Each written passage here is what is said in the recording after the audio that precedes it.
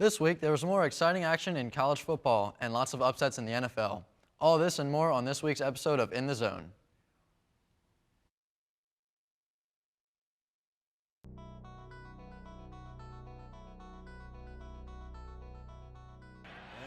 Manning's going to heave one.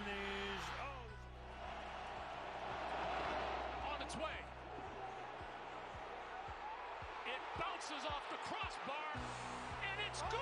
Oh my goodness. Oh my goodness. Murray heaves it downfield. It is. Oh, it's caught. It is caught.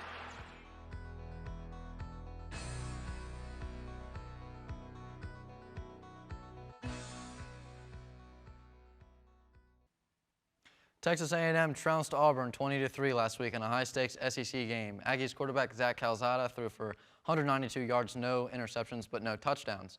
In fact, the only touchdown in this game was a fumble recovery taken in the house for Texas A&M. Auburn quarterback Bo Nix threw for 153 yards, no touchdowns, and one interception. Xavier, what are your thoughts on this game?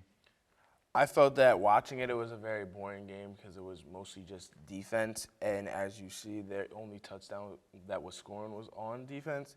I feel like it didn't prove the Aggies to have a good chance of making it to the SEC championship. And also, they didn't really beat a good team in Auburn. So I just feel like all it did was really just keep their ranking and just add another win to their record. But it didn't show the same dominance that they had when they played against Alabama. Yeah, they looked definitely, both teams looked a little off-kiltered in this game. Very old-school football, not a lot of touchdowns, not a lot of offense. And obviously, Georgia and Alabama are the favorites for the SEC championship right now. Georgia out of the East, without a doubt, is going to, go. And from the West, it's really only between Alabama and A&M. And the only reason that A&M is really in it is because they beat Alabama, as you said. But yeah, I think everybody should expect Georgia and Alabama to go to the SEC championship game. I just expected a more impressive offensive game from the Aggies because I thought that they have really good wide receivers, and I didn't expect that both quarterbacks were going to throw for under 200 yards. I thought that was disappointing to watch. And we know that A&M has good offense. I mean, if you watch the Alabama game, they were scoring constantly. Yeah, they couldn't be stopped. And then to come out and be kept off the board on offense was really surprising. Not only to be kept off the board, but by Auburn. As you had mentioned, Auburn's kind of a up-and-down team. Nobody really knows what they're about. I'm sure they're top 25, but maybe they're overrated. So it was kind of odd to see that they were kept off the board offensively, not a lot of offense. Yeah, I feel like it was one of those that, as a team, you can't only play well against good teams. You have to be dominant against bad teams as well, because it obviously shows that they weren't very well prepared, or I don't know if they didn't take them seriously because they just came off of beating Alabama. But I expected a much better performance from the Aggies. And at the very least, Aggies say, hey, we got the win, and we'll move on to next week. But for Auburn, I think there's going to be a lot of questions looming as to how do we move on from this, because for A&M, as I said, at least they have the silver lining of we got the win. But for Auburn, they don't even have that. So it'll be interesting to see how they move on. The spoiler makers were back at it again this past week. Purdue took down Iowa earlier this season when they were ranked second. This past week, they took down third-ranked Michigan State 40-29. Purdue quarterback Aiden O'Connell threw for an astounding 536 yards and 3 touchdowns. Xavier, Purdue plays Ohio State this week. Could they get another upset? Absolutely. I feel like, to me, Purdue and Iowa, when I think of those teams, are teams that are always good at beating really good teams. And Ohio State, while they got the win, didn't look that impressive against Nebraska. And if you recall, the last time Purdue and Ohio State played in 2018, it was 49-20 Purdue. Yeah, Purdue is a team that, like you said, always kind of plays the really good teams really well and pulls a lot of upsets. Michigan State, though, their bread and butter is running, and Kenneth Walker was held to 146 yards, 1 touchdown. Maybe, he almost gets to 150 yards. You might say that's really good, but for him, as he's the main guy, to only be held for that, yeah. Michigan. So you would expect him to at least get 2. Yeah. And Peyton Thorne, 276 yards, 2 touchdowns, 1 interception. But again, the running has got to be better. And if he's not good, someone else has got to step up. And it just didn't happen. And to make things worse, their defense couldn't stop Purdue either, as Purdue puts up 40 on the board. I feel like I said, Purdue, what also makes them special is that they don't have one particular special athlete that when teams study them, it's like, oh, let's focus on this running back or this wide receiver or watch this cornerback. They're all pretty well decent players that just have well coaching. So it's when they have good games, it's like anyone can shine. Like the last time when they played Ohio State, Rondale Moore, that's where he made his name playing in that game. And in this game, they had a lot of good throwing and wide receivers that showed up and came to play. So it'll be an interesting game next week to see if Ohio State will remember last time they played and see if they can come back from that. And that's an interesting point that you brought up about how Ohio State doesn't ever really have just one guy to stop. No, I'm talking about Ohio State because Michigan State did. Their running back. Yeah. As long as you hold him down, you're going to be okay for the rest of for everybody else. Ohio State has a lot of different guys. You got Stroud, Henderson, I believe the running back's name is, and then you got Olave. A lot and more targets that I don't know the names of, but they got all kinds of guys. So they can't. Purdue just can't be going into this game saying we just got to stop this one guy. There's a lot of different guys that can get it done for Ohio State. So it'll be interesting to see can Purdue hold them down because sure they beat Iowa earlier this year. Iowa's offense showed struggles. Michigan State has one guy, the running back. They held Walker down, got the win. It'll be interesting to see if they can do something similar against Ohio State. Cincinnati came into the week ranked 6th in the college football playoff rankings, and we're looking for more respect. The Bearcats beat Tulsa by the skin of their teeth 28-20. Tulsa had a chance to tie the game up but fumbled on the goal line. Xavier, is Cincinnati overrated? Absolutely. I feel like while they won their games and they're still 9-0, I do believe, they don't play enough good teams. The last good team that they played was Notre Dame, and that was week 4. And while they did beat them, Cincinnati was ranked higher. They were number 7. I think Notre Dame was ranked number 9. I feel like the only thing that they can really do is just keep winning, but they have to, like I said earlier, they have to dominate the wins. Like I said, what A&M should have done.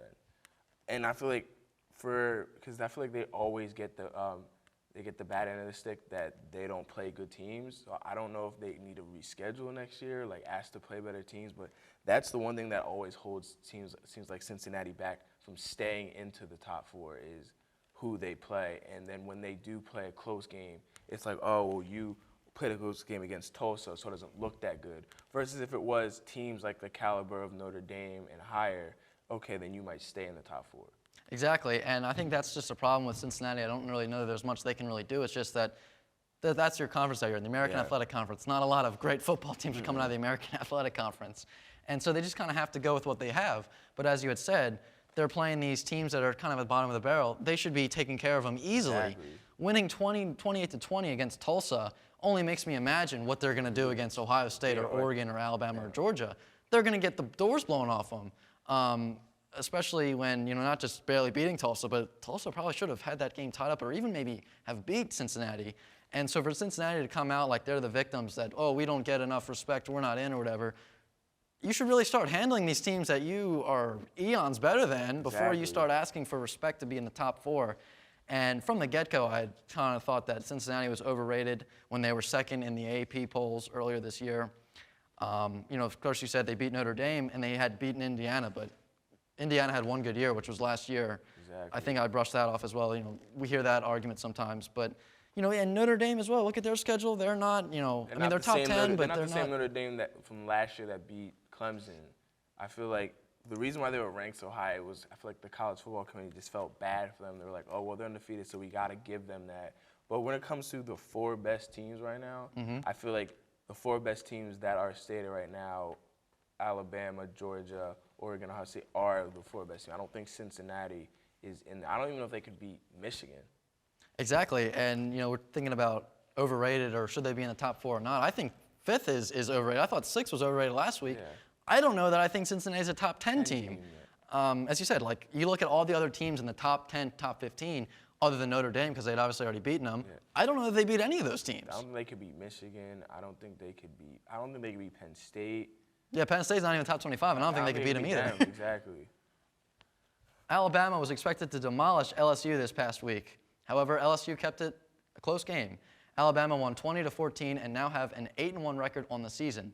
Bryce Young threw for 302 yards and 2 touchdowns for the Crimson Tide, while Max Johnson had 160 yards passing with 2 touchdowns and an interception for the Tigers.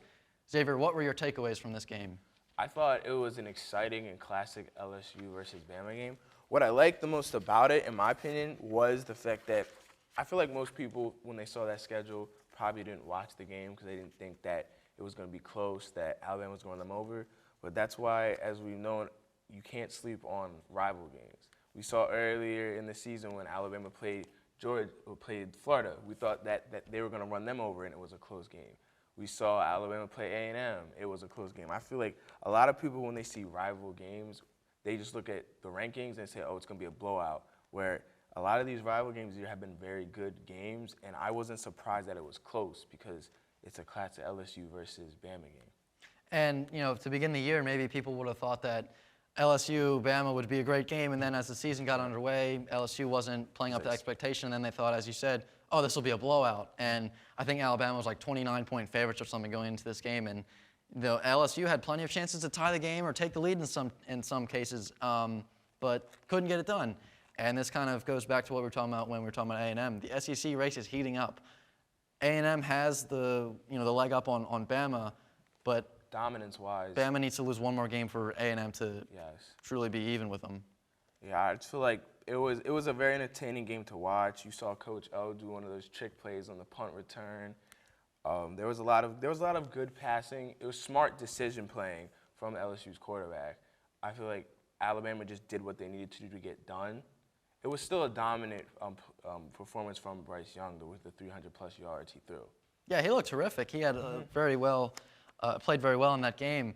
But Alabama's defense, I think, is the thing that we're going to look at, as we end the season, to say, can they beat good teams, Georgia, or if they get into the playoff, can they beat, whoever they play? Because against A&M, that was their big issue, is the defense. Couldn't stop Texas A&M. How are they going to do against other top teams? I personally do not believe that this is the year for Alabama's defense. And it's not their fault. It's because so many of their players are young. If you remember last year, that was the most freshmen that they had starting in defense in the last 5 years. And a lot of those players that weren't freshmen were obviously seniors. So now it's a lot of young defensive players on that team. So you can't really blame them for expecting to have the mentality and experience like the seniors from last year. So they just need more time. But I feel like this isn't their year. I feel like it's Georgia's. And if anybody could lead a young core and an inexperienced group of guys to success, it's Nick Saban for sure. I think you take the same defense that Alabama has and put them on any other team, and they're going to have nowhere near the amount of plays or stops that they've had this season.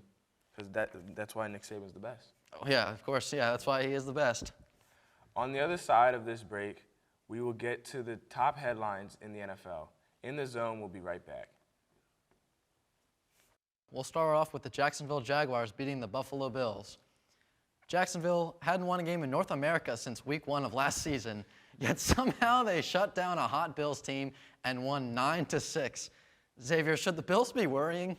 I think that the Bills should be worried not because of necessarily this game, because everyone has bad games, and I don't actually think the Jaguars have a bad defense.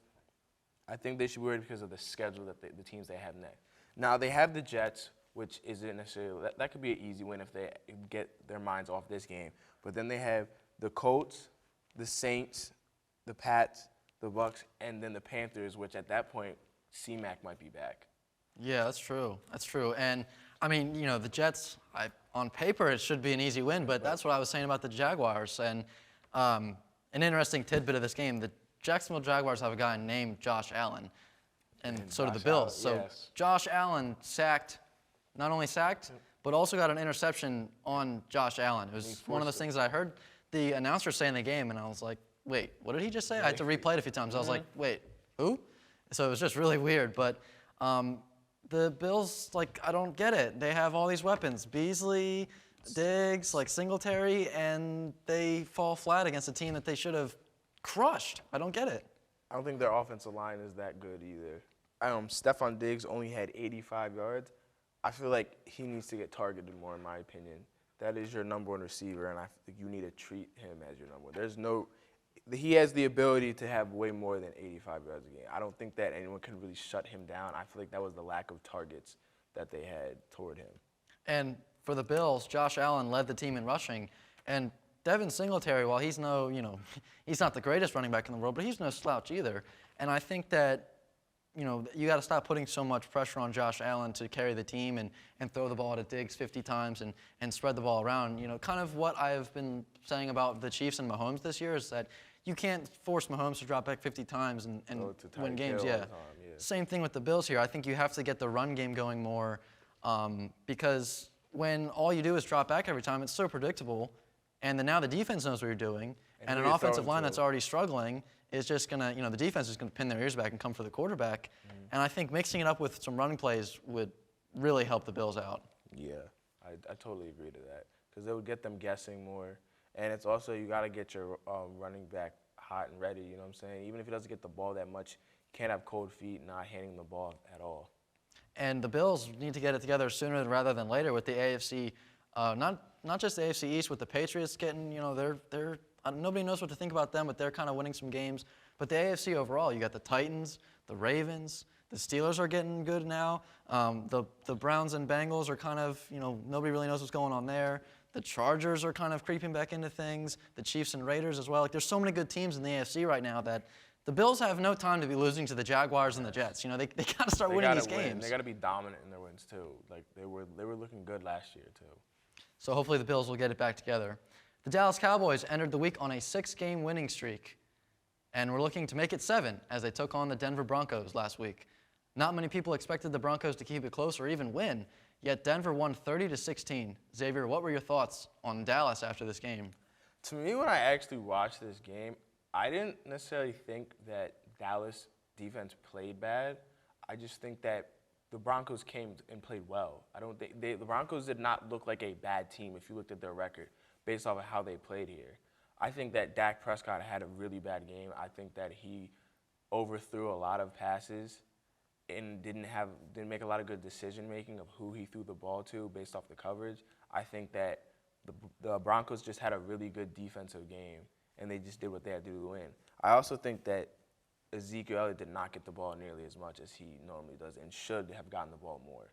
Yeah, Zeke only had 51 rushing yards, and Prescott, the stats might be a little deceiving here for Prescott. As you said, he had a bad game. He had 2 touchdowns, but that was in garbage time. That was when they were already losing, I think, 28-0 or something like that. Yeah. So the stats can be deceiving, but as you said, Zeke needs to get the ball more, and this is similar to what we were talking about with the Bills. Get the run game going, and especially, that was when, just talking about Devin Singletary, Ezekiel Elliott, of course you got to get him the ball more. Yeah. He's a guy that, Dak and Zeke were bread and butter. Like, that's just how you get things done. And I think as we talk about the Bills, too predictable to drop him back to throw every time. Got to get a guy like Zeke especially, have to get him more involved, as you had mentioned. His 232 passing yards does look good to an average quarterback, but in this game, it was the decision-making. If you watched, he just overthrew a lot of passes. I also give credit to the cornerbacks of the Broncos. I think they played very well and had a lot of great pass breakups. And, the Cowboys always have this mid-season, I don't know if I want to call it a collapse this year, but yeah, a slump. Because they always start off well, or maybe not always, but when they start off well, something happens. Either somebody gets injured, or they just start, losing games they should win. And I think for the Cowboys last year, just looking at the division, from a general spectrum, and this year, I think they're afforded some slack due to their division. Like, they lose that game, and they look at the standings and they said, "Oh, the Eagles are all the way down there." Like, it doesn't matter. But I think when you start looking at matching up against teams like the Bucs, who they already lost to this season, kept it close, the Cardinals, Rams, and Packers, you lose to the Broncos, and if you play like that more, it's going to be trouble. What can go wrong will go wrong for the Dallas Cowboys. I bet Stephen A. Smith was real hyped up on First Take about that. And just when Cincinnati looked like they might be taking control of the AFC North, they came out flat, and they fell flat on their face as well against the Browns last week. The Bengals couldn't get anything to go their way and lost 41-16. Xavier, the AFC North is wild. Your thoughts? Yeah, the AFC North is wild. We got the Ravens on the top. I don't know who's directly underneath the Ravens. Steelers. The Steelers, and then it goes the Browns, and then Bengals. The Bengals. I feel like they're all one game away from moving up or down in their rankings. I do believe that the Ravens are absolutely the best in the AFC North. I actually really did expect the Bengals to take away this win. I don't know if what happened between Odell and Baker lit a fire in Baker, but he definitely played really well this game. Yeah, something is definitely up with this game because, as you mentioned, on paper, you're thinking, oh, Bengals, cakewalk. They should be winning this game. And I'm right there with you. I agreed. But I think this is going to happen when you look at the Bengals. Look at everybody. Their quarterback's young. They've got young wide receivers. They got young running backs. And that's not even talking about the defense. And I think anytime you have a young team like this, things like this are going to happen, especially when you're playing a division rival who, knows your team very well. And so I think, we maybe have overlooked the youngness, the age. And yes, of the we team. overlooked that, I think, when saying that, the Bengals should be crushing them. And like I said, these kind of things will happen. And you look at the Browns, and like you said, I don't know what's going on, but like OBJ, that whole thing, like something happened because Mayfield came out, and he looked pretty good. And so did the Browns. I mean, you go put up 41 points. Nick Chubb did his thing as well. So Did you see that pick from Denzel Ward that he took all the way to the house? yeah, I did see that. Yeah. The defense came to show up too. Yep, the Browns, I think, they were kind of falling a little bit as we've seen, but the Browns, every time they fall, they're coming back up soon. So we'll see if they get it together, and the AFC North will be interesting. Speaking of the AFC North, the Ravens pulled off another big comeback last week against the Vikings. Minnesota was up 24-10 by the time Lamar Jackson and the Ravens got the ball in the third quarter. Despite the early struggles, the Ravens found a way to get it done once again. Xavier, where would the Ravens be without Lamar Jackson this year? I don't know where they would be. I feel like they have a good backup quarterback, but everything changes when he hits the field. He is their best playmaker all around. He does what he needs to, whether it's running or throwing the ball. Him just being there almost, I'm not going to compare him to the stature of this person, but almost how when LeBron James gets on the court, you just get more confident. You feel like you can win more no matter how you're down. You feel like anything's possible when he's there. Just like when Lamar is there, everyone likes playing with him. So I just feel like it's one of those that when he plays and he goes off, the whole team just gets confident. Even the defense, they just feel like we can win this. And I just feel like he's been doing that this whole season, especially in the Colts game. He really showed that. And as you mentioned, kind of with LeBron, with the Lakers, or whatever team he's playing with, the whole outlook of the game changes. Yes. You're up by whatever, and it doesn't matter because you're thinking, oh, they got that guy. They got that X factor. This game's not over till the fat lady sings. Yes. And the same thing with playing the Ravens. We've seen this time and time again this year. The Lions game, the Chiefs game, the Colts game. I mean, every game it feels like there's some, the Ravens start off bad and somehow they find a way to get it done. But I just think that, and I've said this before, these kinds of things aren't going to happen when they play good teams.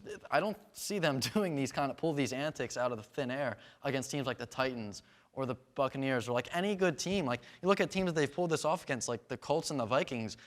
Those teams aren't exactly going to be making any playoff runs. So I think it's one thing to do it against those teams, but if you're down 24-10 against the Bucs, I don't know that you're going to make that same comeback as we saw the Ravens do. So I think if the Ravens are going to have any kind of run this year, their defense has got to step it up because they cannot rely on Lamar Jackson to get the comeback done every single time. I'm going to have to disagree with you on that because I believe that this year, compared to last year, Lamar Jackson's throwing has gotten a lot better. Oh, I agree 100%. And his decision-making. I would say that last year, but when you see that he has 120 rushing yards, but then 266 throwing yards, that can scare a team because he didn't throw as many yards last game compared to how much he would rush. Yeah, and that's very true. And I think that just when you look at what he's done in these comebacks, I think while it's very impressive, I think you also have to look at the teams he's done it against. Like the Colts and Vikings defense aren't exactly the best defenses in the league. And I think anytime you play a half-decent defense, look at the Bengals game. They were down late, and you might be thinking, oh, they can make that comeback. And the Bengals just kind of laughed at them and said, no, you're not doing that. And, the Raiders game as well, it was back and forth. That was a roller coaster game. But I think any time you play a good team and you're down by 14, 17 points, it's going to be tough, if not impossible, to come back. So I think it's very impressive and very, very exciting to watch. But I just don't know that they're going to be able to do this against, the top tier and elite teams. And let's not forget about the Pittsburgh Steelers. Pittsburgh had the game comfortably in hand, but the Chicago Bears came clawing back and made it a close game. The Steelers escaped with a narrow victory of 29-27. Xavier, what were your thoughts and takeaways from coming from this game? I thought it was a very exciting game. I feel like Justin Fields showed that he actually is a good quarterback and has potential as a young quarterback. I feel like the defenses from both teams weren't there at moments, but then they showed up, especially with the James Pierre fumble during the kick return. That was definitely a key turning point for the game for the Steelers. So, and Ben Roethlisberger with 205 throwing yards and 2 touchdowns, that was pretty solid. It allowed them to get away with the victory. I just think that they need to have more dominant wins if they're going to have a chance in the AFC to make it to the playoffs. And both teams had very good games. And, there was a lot of things to like from Roethlisberger and Fields and defenses and kickers and this and that, the other thing. But there was one theme that we heard from this game, and it was the officiating. We had the guy's name. I heard it all week, and now for whatever reason I'm blanking on it. Cassius Marsh, I think his name is. He had a sack on Roethlisberger against the team that released him earlier this year. He got up, walked 10 yards over maybe, looked at the bench, and just kind of stood there at the Steelers bench like, oh, this is what you just got rid of. And as he turns around to walk back to his bench, Tony Corrente sticks his hip out, hip checks Marsh, and then throws the flag like Steph Curry just hit a game-winning 3. And I think that we've heard this theme so many times where the officiating is dreadful, and any time an official makes the game about himself, because at that moment Tony Corrente is not making the game about the taunting rule. He didn't, he said it was about the posture that Marsh had. So you're telling me anytime a guy looks over at a bench and goes like this, you're going to throw the flag because you didn't like his posture? I just think that, and the way that he hip checked him, whether he meant to or not, you see the guy coming, and Marsh did a little, He could have easily moved out of the way. Right, exactly. He was clearly the smart person, so if anyone's going to move, it's going to be you. And I feel like it's what was that for? What did you get out of throwing that flag? Because it clearly was in a key moment of the game too. Yeah, and NFL is such a emotion-driven sport. And I don't think there's any rule that you can put in place to kind of try to get those emotions under control or whatever. And I think that what the frustrating thing is, and I know that harping on officiating is tough and it's maybe annoying, but the one thing that I do this for is because great things will happen in a game like this, and then out of nowhere, one flag happens, and then that's what everybody's talking about, and it kind of overshadows great things that happen, and it's the egotistic officials just drive me nuts, and it drives me, it really grinds my gears. It's just, I don't know, I hate to see it. And just when everybody was starting to count out the Tennessee Titans after Derrick Henry went down to an injury, they showed everybody that they are a force to be reckoned with as they beat the Rams on Sunday night under the lights, 28-16. Xavier, how far can the Titans go? The Titans can go as far as they want to. I feel like they have the complete package right now. They have an overall good defense. They have a key and amazing wide receiver in A.J. Brown, and they brought Adrian Peterson to their team. And even though he's 36 years old, I mean, that's probably the best 36-year-old running back you're going to get right now. And don't forget, he is going to be a future Hall of Famer. And as you say, he can play. He scored a touchdown too. So I feel like the Titans just have a lot of weapons, and all they're doing is just rebuilding. They're not going necessarily backwards in anything that they're doing.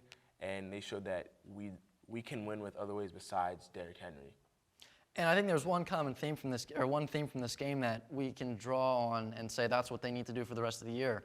And it was that their offense was played well enough to get the win, but it wasn't amazing. It wasn't, the flashy Derrick Henry, the flashy, this, that, the other thing. Their offense played well enough to win, and their defense stepped up big time to help secure the win. And I think that is going to be crucial for the Titans down the stretch of this season, that if your offense can play well enough to get you a win, if they score enough points, all your defense has to do is go out there and shut teams down. Yeah. It may not be easy, it may not be pretty, but without Derrick Henry, that's pretty much all you have left. Well, as you can see, I feel like Derrick Henry would add a huge part to their game, obviously, because he's the best in the league. But when you always, as a team, want to find multiple ways to win, and they showed that beating a team like the Rams. On the other side of this break, we will get into the top stories in the NBA. Don't go anywhere. In the Zone, we'll be right back.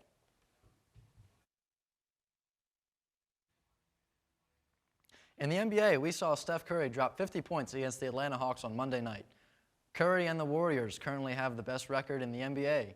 Klay Thompson is expected to make his return to the Warriors by the end of this season. Are the Warriors officially back, Xavier? No, because I feel like you could never be back until you have a player like Klay Thompson. I feel like Steph Curry right now is the best player in the league as he's performing, especially with that 50-point game, being one of the oldest players to score 50 points. I believe that they are the best and that Klay Thompson will only add to it. I don't think they're back to being the Warriors of old because when you think of Warriors of old, you think of Klay Thompson and Steph Curry together. But I definitely believe that as good as they are right now without him, the team's NBA is going to be in trouble when he comes back. Yeah, sky's the limit for the Warriors, and this kind of happened. Maybe not a lot of people saw this, but what about that Jokic thing? Did you see that? I did see that. That was a very controversial action during that game. And I saw the Twitter beef between the brothers of both sides. And I feel like it was something that actually the NBA needed because we need to bring back a little bit of physicality because I feel like the NBA has gotten a little bit soft. I do believe that one play was a little bit more dirty than the other because you can't go and hit somebody, especially in the spine, like going full force and having their neck go back. But I do believe that the Morris brother did instigate it very much. Oh, yeah. And he's a guy that's been known around the league to be a dirty player. So that just was one step further into what we've seen. And Jokic made it known, do not mess with me. Do not come in my dojo and act that way because I'll let you have it, plus shipping and handling. I don't know why, especially last year, he was one of the most technical fouls in the NBA last year. People think that he's soft, and he shows that I'm not scared of anybody. Yeah. And I think, as you mentioned, this kind of gives us what we needed. NBA, I think, has that image around the world and around the country that, oh, that's soft. The NBA is soft. And, anytime I talk to my parents about NBA, they always talk about these 70s and 80s, bad boy Pistons and, the Lakers and Celtics Jordan classic rules. rivalry. Yeah, Jordan. And you look at that now, and, what's the closest thing that there is out there? There's not really anything. And this was, like, the one thing that we've had that was, anywhere close. It was a matter of 10 seconds, and now it's all over, and we're talking about it. The college basketball season officially began last night with the State Farm Champions Classic being held in Madison Square Garden in New York City. The first matchup between the third-ranked Kansas Jayhawks and the unranked Michigan State Spartans found Kansas winning 87-74. Ochai Agbaji led all scorers with 29 points. The second matchup turned out to be a nail-biter as the 10th-ranked Kentucky Wildcats took on the 9th-ranked Duke Blue Devils. This game marks the beginning of Coach K's farewell tour as he plans to retire at the end of this season. Duke won the game 79-71 as Polo Banchero and Trevor Keels scored 22 and 25 points respectively. That will do it for this week's edition of In the Zone. I'm Xavier Johnson. And I'm Michael Zubkowski. Thanks for watching.